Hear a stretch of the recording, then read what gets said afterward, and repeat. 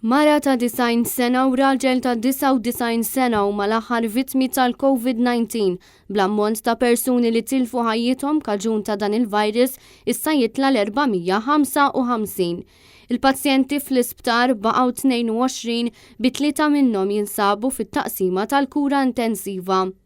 Bejn il-ħadd u tnejn insabu 22 każ ġdid pożittiv fil-waqt li fiequ 32 persuna. Bil-każijiet attivi issa niżlu għal 574. Sissa nataw 5059 booster dose tal-vaċċin. Il-Ministeru għadu mhux jagħti dettalji dwar dawk rikoverati fl-isptar, bħal pereżempju l-etajiet, jekk humiex imlaqma jew le, jew jekk kienux trasmissjonijiet lokali jew kawża ta' vjaġġar jew kuntatt ma' persuni li ġejjin minn pajjiżi oħra. Intant minkejja li l-Gvern tal-impressjoni li fl-iskejjel kollox jinsab lest għas-sena l-ġdida, diversi studenti universitarji ma jafux jekk hux se jkollhom lezzjonijiet online jew inkella fil-binja tal-università.